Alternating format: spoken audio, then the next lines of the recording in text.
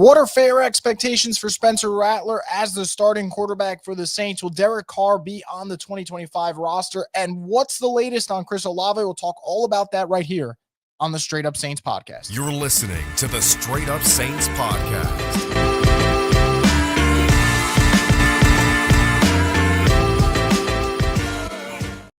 What is up, Who Dat Nation? Welcome back inside another edition of the Straight Up Saints podcast. I'm your host, Chris Rosvoglu, and as always, the Straight Up Saints podcast is brought to you by Scott Fickner Injury Lawyers. If you've been injured in any kind of accident, car, truck, 18-wheeler, or hurt offshore, Scott Fickner handles it all. You give him a call at 504-500-1111 for a free consultation. They'll always fight for the win. The Saints are entering the final 3 games of the regular season. They have the Packers on Monday night, followed by the Raiders, and then capping it off with another meeting against the Tampa Bay Buccaneers. And at this point in the season, obviously, you're not thinking playoffs for the New Orleans Saints. You're not thinking anything grand. You're just trying to get evaluation on some of those young players. But before we can talk about those young players, and there's going to be great opportunity for a couple of them on Monday night against the Packers, I want to start off with talking about Derek Carr because he has a really, really fascinating situation right now going on for the Saints. We know he's got the hand injury. There's been reports about how his season could be over. There's been reports about him fighting hard to come back. Well, today, Darren Rizzi spoke to the media, and we got a little bit of clarity regarding the situation. And what he said is that Derek Carr's fighting to play, and also said that he's been frustrated by the reports of him not being able to return this season. There's been a lot. I saw Ian Rappaport talk about how his season's most likely in doubt, and that's not a knock on Rap Sheet. It just seems like most people believe Derek Carr's injury is serious enough to make him miss the final 3 games. And on top of all that, the Saints have the reality of the $30 million injury guarantee for next season. You already got $10 million guaranteed next year. Do you want to add another 30? And Darren Rizzi was asked about that today. He said if the organization was concerned about that, the easy thing would be to shelve him on IR. The fact that he's not on IR answers those questions, in my opinion, which, again, he's not wrong. If the Saints are worried about that, there's no way they'd let his ass near the field. There's no way. That being said, I just find it a little crazy the way this whole situation is being handled. And it's not me trying to knock Derek Carr. I'm so indifferent about Derek Carr at this point. But I think with 3 games left and where the Saints are right now as a franchise, what does putting Derek Carr and rushing him back in do? It can only do bad than it can do good, in my opinion. Let's talk about the good part, right? The Saints need to get evaluations on their youngsters. Same way they got one on Jay Kendre last week, and hopefully they'll get one on Spencer Rattler this week and the weeks to follow. And that's why I'll talk about Rattler in a little bit and why I believe he should be starting the final 3 games, and anything other than that would be a colossal failure from the Saints. Just from a organizational standpoint, it'd be just foolish not to. For Carr, there's too many negatives of him playing. The negative of if he gets hurt and that screws up the injury guarantee, and all of a sudden you're on the hook for all $40 million for Derek Carr next year. Not ideal, okay? The fact of if he does get hurt, right, you're pretty much stuck with him completely. You don't even give yourself that window to really get rid of him at that point. And I think that really hurts the Saints. The last thing they need to do is be less flexible than they already are from a financial situation. I also think, and again, I'm not a big believer in tanking. If Derek Carr comes back, yeah, he does give the Saints the best chance to win. Anyone arguing against that? I think it's just stupid. He clearly is their best quarterback on the roster. I'm never going to argue that. It's clear. But the Saints are not in the business of winning games right now. And any win over the fucking Raiders, which I'm sure is on his mind, right, to go back and beat his former team, that's not going to do shit for the Saints. It's just going to hurt their draft stock, be a meaningless win in the grand scheme of things, and if anything, give them more thought to be like, you know what, we should run this shit back. When everything is screaming at them in the face, including my annoying-ass voice, saying they got to blow it up and start over. So I don't think there really is anything good coming out of Derek Carr possibly playing another game this year. I'm sorry, I don't see it, and you're not going to be able to sell me on it. I just don't think there's any positives to him rushing back from an injury that every insider who's got great information is saying, yeah, he really probably shouldn't play again this season, just for the sake of being, I came back quicker than the experts said. I just don't see it. As for his future with the Saints, let's just talk about the actual numbers, right? Because I could say my feelings. Let's talk about the facts. So he's under contract for $40 million in 2025. $10 million of that's guaranteed. It's a roster bonus. The other $30 million is going to be dependent on that injury guarantee, right? And you do not want to guarantee another $30 million in this situation. You want to give yourself some financial flexibility. We'll see what the Saints do there. Now, I don't know if the Saints are going to get rid of Derek Carr. I truthfully have no idea.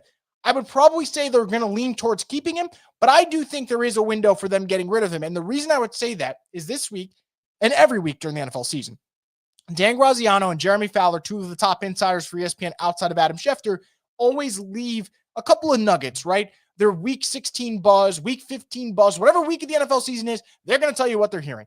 And when they spoke about the Saints, they were talking about Derek Carr and whether or not the Saints would move on from him. And Graziano put this as the final, statement or two to Derek Carr. He said, "We don't know for sure the Saints are going to move on from him this offseason, but given that a new coaching staff is coming in and the Saints haven't exactly done much winning with Carr there, it's reasonable to think about." Now, does that mean he's definitely gone? Absolutely not. This is, again, speculation.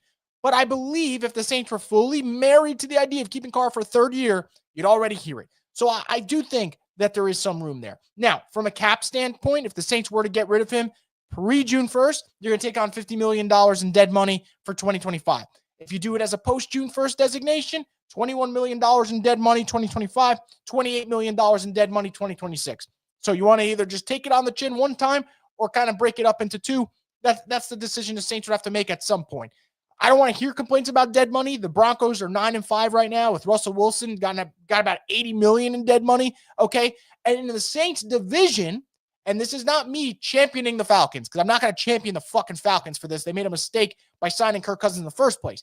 But the Falcons, who just benched Kirk Cousins, if I had to put money on it, are going to cut Kirk Cousins. And they're going to take some dead money on the chin. So for the Saints, you can't let that be the determining factor. If that's the concern, then I think your priority's in the wrong place. If the Saints genuinely feel like they want Derek Carr back for another year and they believe he gives them the best option and they need to keep him at quarterback, I'm all for that. I will never knock the Saints if that's how they feel. I wouldn't agree with it, but I'm not going to knock that logic. But if your only logic to keeping him is you're worried about dead money, then get the hell out of here, because we just saw the Denver Broncos kick Russell Wilson's ass out of there, and they're still humming along firmly in playoff contention without him, despite the dead money that they're taking, which is greater than the dead money the Saints will take on if they get rid of Derek Carr. So factor in the fact that the Saints aren't winning with this dude.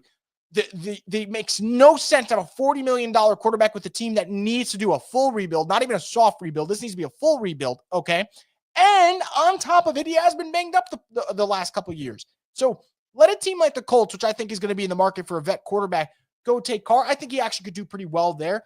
His timeline doesn't mesh with the Saints' timeline. And I don't think the Saints are a $40 million quarterback away from being good again, especially not one that everything needs to be perfect. And again, there's a lot of quarterbacks like Derek Carr, and he's better than a good amount of quarterbacks. But he is not the guy that fits this timeline for the New Orleans Saints. So do I think he'll be back in 2025?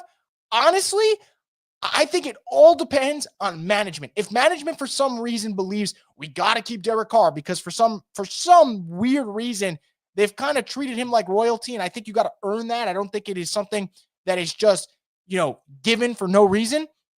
If the Saints believe, hey, we got to stick to this guy, we're loyal to them, all right, then that's going to be their guy for better or worse for one more year. But if the Saints are genuinely open to the idea of the coach who they bring in picking their quarterback, I think he is as good as gone. So that's where I'm going to leave it on that. It's a little bit of a cop-out. It puts a lot of the pressure on the new coach that's going to come in, but I think that's what's going to determine it. I don't think coaches who have a say in the quarterback room are going to want to stick with Derek Carr strictly because, like I said, $40 million for him with a team that has holes everywhere makes no sense. You rather go younger, you rather figure something out and go with maybe an unknown in that situation. So we'll see if Derek Carr's back in 2025, but I think it's 50-50 right now. And I would not be surprised if, depending on how the next couple of weeks go, it kind of swings in favor of him being elsewhere next year. I do believe he'll be a starter somewhere next year. I just don't necessarily know if he'll be with the Saints. So if Derek Carr misses the next 3 games, that opens up the door for Spencer Rattler to be QB1. I'll talk about my expectations for him and what I'm hoping to see in just a moment. Before I do that, I want to get a quick word from Scott McNair. And Jonathan Williams brings it all the way back from the 20-yard line. What a terrific way to end the first half. And tonight's game is brought to you by Scott McNair Injury Attorneys. They always fight for the win. You mean attorney? It's one lawyer. Scott McNair? No, there's 2. Brad Scott and David McNair. Well, it's confusing. That it is. They could have picked a better name. Scott McNair, Injury Attorneys, we fight for the win. Once again, thank you to Scott McNair for being part of the program. We greatly appreciate it. Let's talk about Spencer Rattler, rookie quarterback from South Carolina, who's already had 3 starts with the Saints, started against the Bucs, the Broncos, the Chargers before getting benched, Derek Carr coming back, and them going from there. He is expected to start Monday night. The Saints initially named him the starter, and then they pulled back and said he's not the starter yet. It depends if Derek Carr is not healthy. Let's just call a spade a spade. He's starting Monday night. We all know it. Now, it's not going to have Olave, not going to have Shaheed, not going to have Taysom Hill, not going to have Alvin Kamara. The expectation is that he'll miss Monday night with that injury he suffered last week. And it obviously gets to a point where you don't have a lot of talent. So how much of an evaluation can you make? And I do believe that is going to be a concern. What I would say about Spencer Rattler is we're going to have to look beyond the numbers and look at what we're seeing from an eye standpoint. What I mean by that is I don't expect him to light it up against the Green Bay Packers. I mean, I think the Packers are an ascending team right now. Honestly, this might be a hot take. I believe they're going to represent the NFC in the Super Bowl. That's just the way I feel at the moment. I think they're playing some of their best football at the right time, and they're healthy while other teams like the Lions are banged up. All that to the side.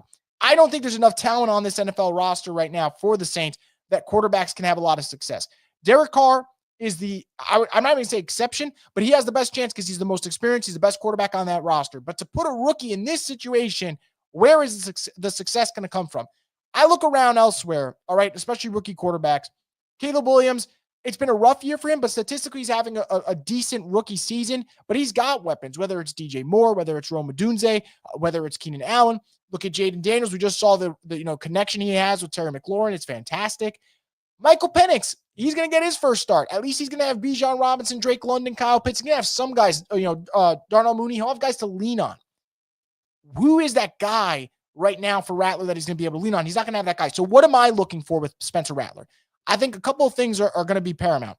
The first one, how does he handle the blitz? I thought he actually handled it pretty well last week. It was not handled well when he was the starter. And it was clearly there, right? Second half against that Bucs game. Started off really well in the first half. Todd Bowles said, I'm just going to blitz the crap out of this rookie and see if he figures it out. Couldn't figure it out. Bucs exposed him there. That next week against the Broncos, more of the same. Just looked flustered in the pocket. And then it got to the point where the Chargers game in the first half, they were like, okay, we got to make the change and go to Jay Kaner. I thought for the first time as a rookie, Rattler looked really good against the blitz. And again, it might have been a flash in the pan thing, but that's something I'm looking to see. If Green Bay is going to send the house at him, I want to see how he handles that. So that's going to be a thing for me. How many throws is he going to make that are turnover-worthy throws? I will give Derek Carr some credit for this season. I don't think he's made a lot of turnover-worthy throws. I really don't. And for Spencer Rattler, you don't want to be in a situation where you feel like, man, that's a risky throw. That's a risky throw. Because what was one of the complaints with Jay Kaner last week? I mean, first half, he only threw the ball 10 times. 3 of those throws could have been picked off. That's not what you want. So, and one of them was.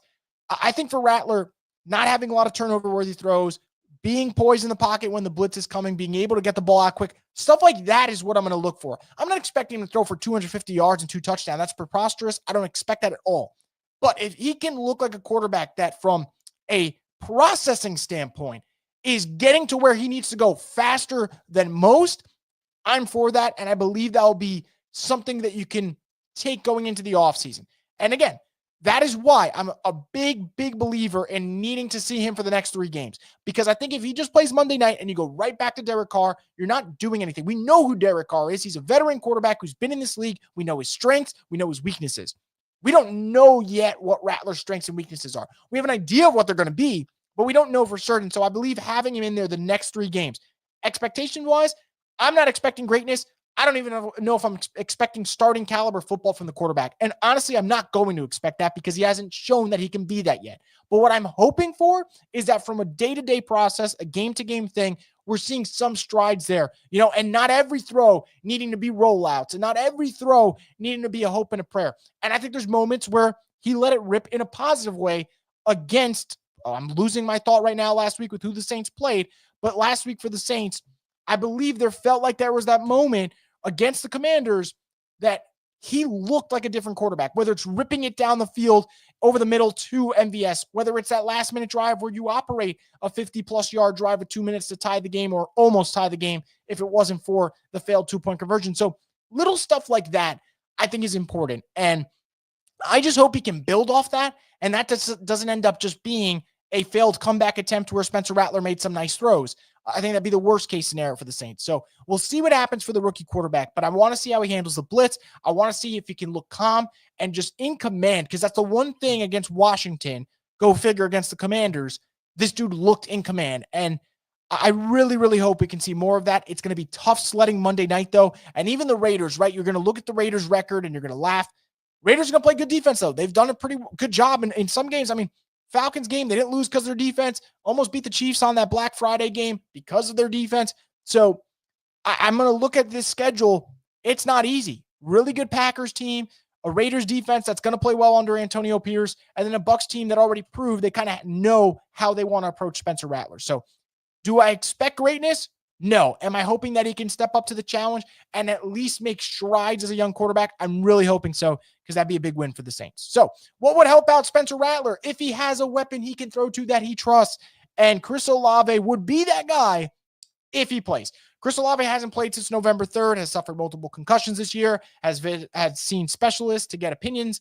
And we found out today that he did practice limited capacity and that his window, 21-day window to return, has been activated. So with 3 games left, Saints are going to have to make a decision here. Darren Rizzi did say that Olave received, in quotes, some great news from the doctors he spoke to. So from that, that's amazing. That in and of itself, you're happy about. I do believe, though, with 3 games left, he's not playing Monday night. I can't see that happening. So 2 games left. I think you probably just pull the plug and just wait till next year to let him play. I just don't see any benefit in Olave playing.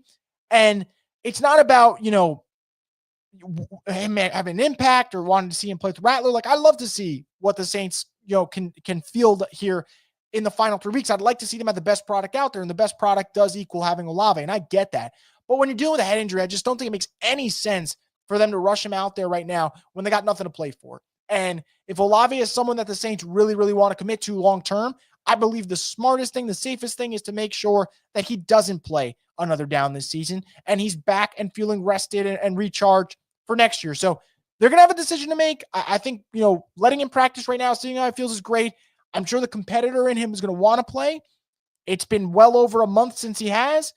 If he ends up playing, I'm not going to crucify the Saints for doing that. If he does end up sitting, I probably will say, though, I feel like it's the smartest move from a safety standpoint, considering what we've seen him go through this year. So we'll see what happens, but it's great that he's on the practice field, and it does feel like next year, Olave will be a big factor as long as he's healthy, and I think that's a big win for Saints fans. Now, he's not the only guy that we're going to talk about for this upcoming Monday night game.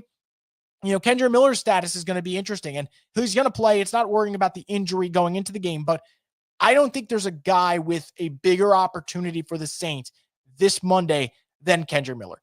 Now, you can argue Spencer Rattler, and look, if Spencer Rattler goes out there and lights it up, I do believe that would kind of swing it towards his direction. But if I'm just going from a realistic standpoint, Kendre Miller has the most to gain from Monday night, right?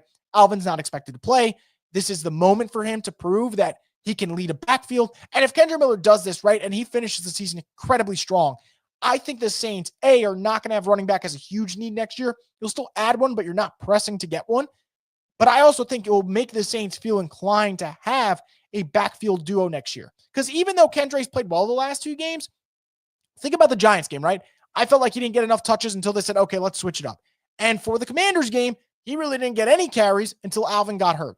And I believe the Saints right now are still in that Alvin's going to get all the touches. And I'd like to see them kind of make that shift where they're using both backs. Obviously, Alvin's going to be the lead. He's going to be the star of the show, but Kendre can help him out a little bit more. So if he can play well against the Packers and has a really good game in a starting role, that bodes well for his future. And it would just be great for the team overall to have a young guy like that step up. And in a season that does feel like it's about loss, the clock's about to strike midnight, and we know there's only 3 games left, Kendre Miller, his ability to shine in this moment, if it happens, would be great. So I'm hoping that he can step up to the challenge. He's going to get the opportunity that all of us fans want to see him in.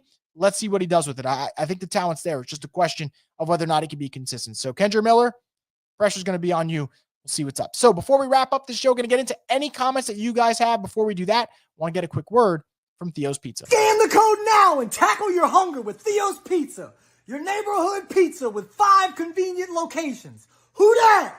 Your taste buds are about to find out. Once again, thank you to Theo's Pizza. So without further ado, before we wrap up this edition of the Straight Up Saints podcast, I'm going to jump into our fan Q&A presented by Sunshine, your hometown John Deere. Nothing runs like a deer. We're going to go with Isaiah here saying, hot take, Spencer is our next franchise quarterback. Definitely is a hot take. I commend it. And I hope that's the case, right? If the Saints are able to get a rookie quarterback right now to be their guy, it will help them out financially so much because not having to worry and spending, big time money on a quarterback is great. Now, eventually you will have to spend big time money on said quarterback, but the Saints right now are in that kind of cap hell. And the best way to get out of it is A, drafting well, and B, steals like this if Spencer's able to be the guy. So it is a hot take. I hope you end up being right because, man, that would be a home run for the Saints.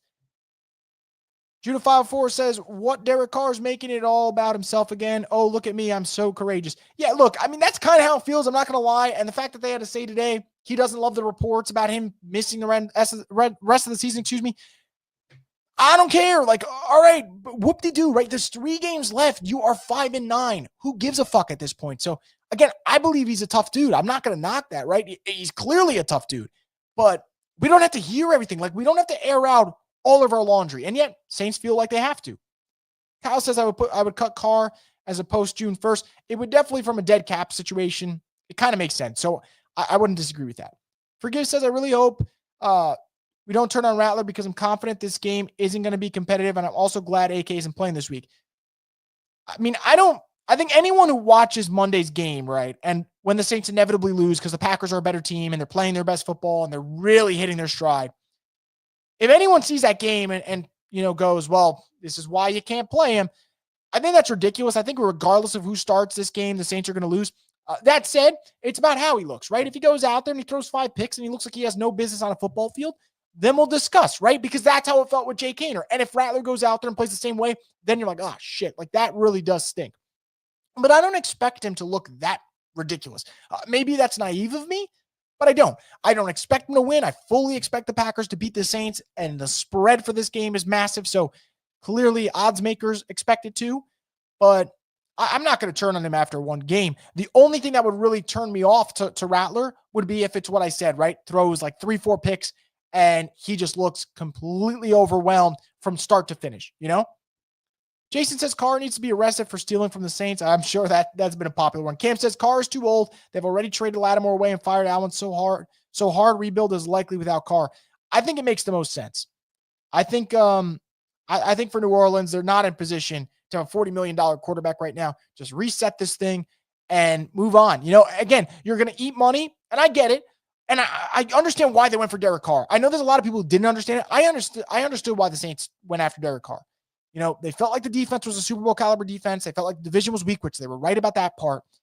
They thought he would elevate the team. He didn't. But I was okay with the move. Now, just admit, it's time to move on. Kyle says, I have nothing against Carr, but as I said about him again and again, he's limited and inconsistent. We know enough about him.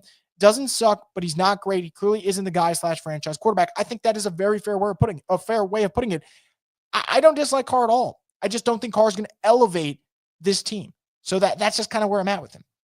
Tony says Rattler should be QB1 from now on. I agree. For the last 3 games, just name the starter and let's get this thing over with and see how he does. It just feels like we're not fully committed as a team. And I don't understand the logic behind that for the Saints. If it's gamesmanship, if it's really like, hey, Derek Carr's calling the shots behind the scenes, I don't know what the hell it is, but it is a weird situation, right? This team should be going all in on just playing these young guys for the last 3 games and seeing which ones are worthy of being on next year's roster. Because the one thing the Saints have, besides a lot of issues, and they got a lot of problems, they have a talent problem in New Orleans. They do not have a talented roster, and we see it week in and week out. Forgive says, Chris, you think they should go trenches or skill players? Because I'm seeing a lot of people saying trenches, but you can't go into next season with Olave or he gets hurt, and you have to sign practice guys. Great question, and I really do like that one. Honest one, I just want the Saints to go best player available. And I don't care if it's offensive line, I don't care if it's defensive line, I don't care if it's skill players. I want them to go best player available. I do agree, though, they need to add skill players. And if you go defensive line first round, second or third round, you should try to add an offensive skill player at some point, right?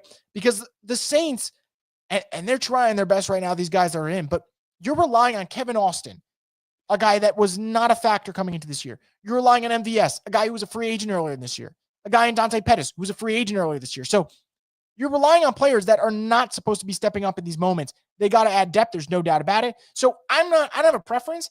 I just hope they do address it in the draft.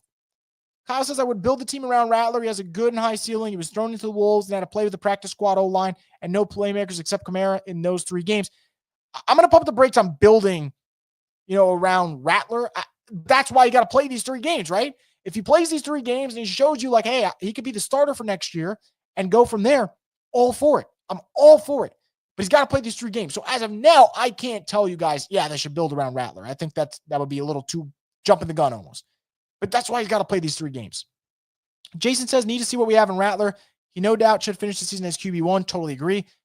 Rattler had some growth by sitting and watching the second time. I kind of think so too. That's my hope, right? He looked way more calm and composed last week against the Commanders than he looked at any point as the Saints starting quarterback. That's a wild comment. Kyle says we have to draft defensive players in the first 3 rounds. We need defensive tackle, edge, and cornerback or safety.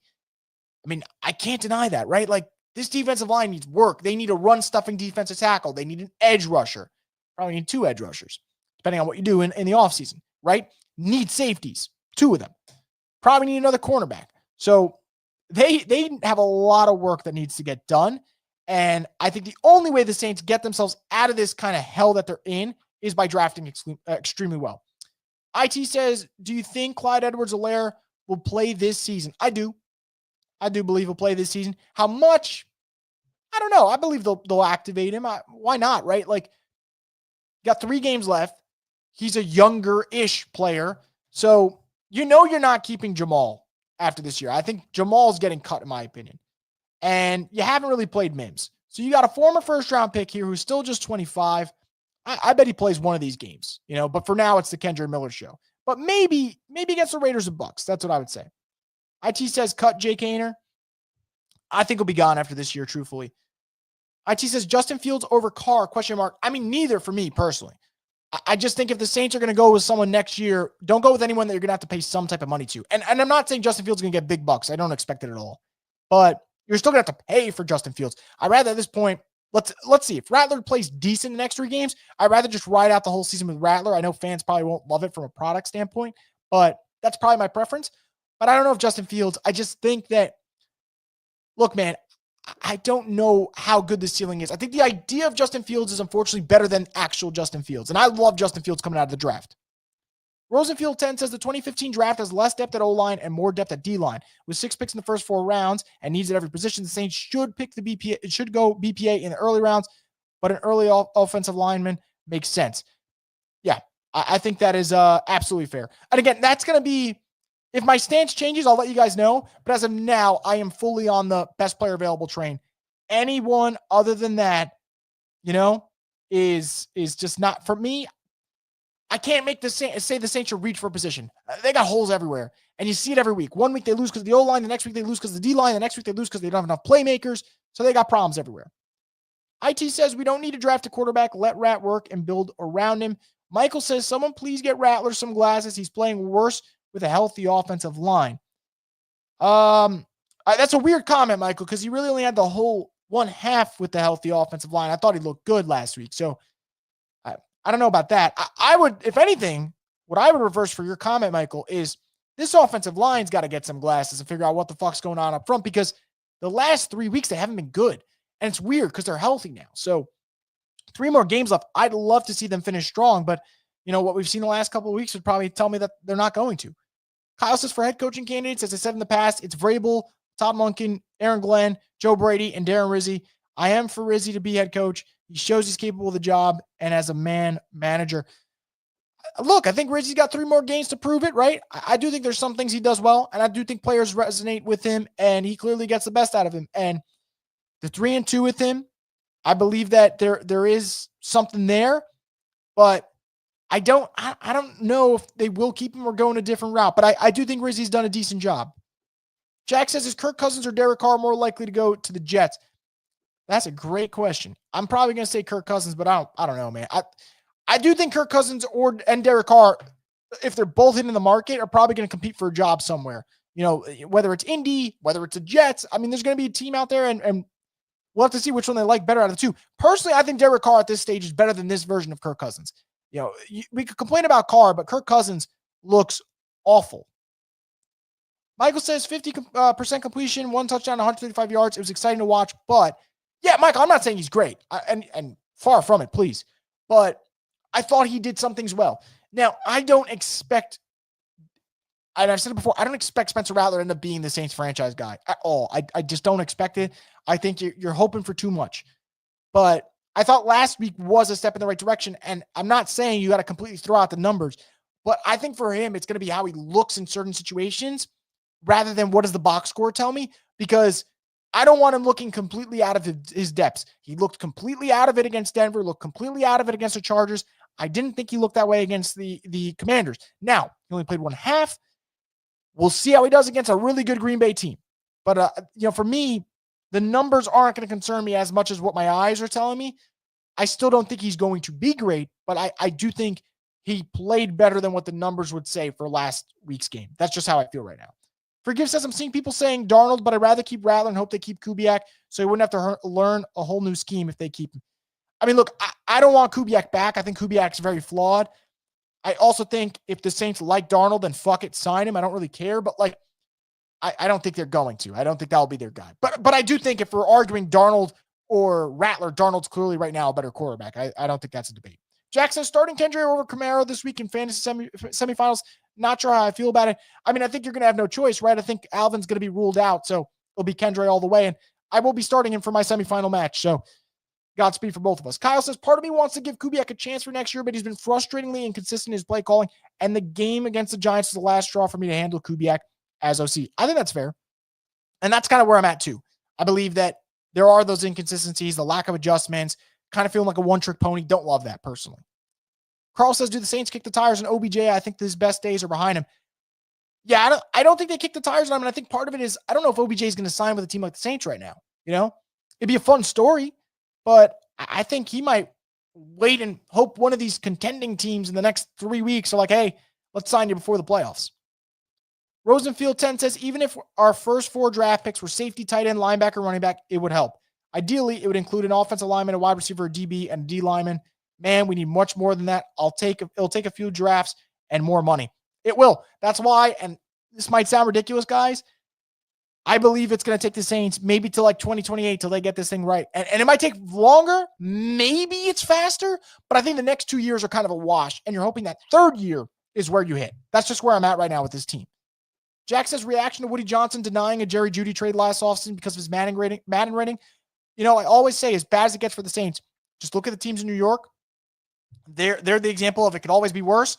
Shit like today is the reason why, right? To have an owner deny, veto a trade because a guy's Madden rating isn't high is fucking absurd. So we might think the Saints have managerial problems, and Lord knows they do have that to some extent, and there's no denying that. But man, the Jets find a way to always kind of stink it up at the weirdest moment. So Saints, Packers, Monday night. We're going to close out this with our closing argument. I think it's pretty simple. I'll say the same thing I said last Sunday. Saints have to start Spencer Rattler for the next 3 games, and they got to get an evaluation on some of these younger guys. Kendre Miller starting, awesome. Would love to see what he can do in a full-time role. Would love to see Bub Memes come back from injury. If he can't, all right, so be it. We got to see what some of these young players can be about, though. And I think Rattler and Kendre Miller, spotlight's going to be on them Monday night against a really, really good Packers team. Curious to see how they do against that challenge, because I could easily see it faltering, but we'll see what happens. But Rattler, most likely starting Monday night. Kendre Miller, also expected to start Monday night. We'll see. I think Kendre can play well. Rattler, I'm a little bit worried about the matchup, but I'm wishing the rookie well. I would like to see him finish out this season for the final 3 games. So that's going to wrap it up, guys, for this edition of the Straight Up Saints podcast. We will have our post-game live stream Monday night, as well as our halftime show. So don't worry about not having coverage just because we're getting closer to the holidays and Christmas on Wednesday. We will have our show then. So I'll speak to all of you guys then. And until then, guys, make sure to subscribe to Boot Crew Media's YouTube page and stay tuned for more content here from the Straight Up Saints podcast, the destination for the Who Dat Nation.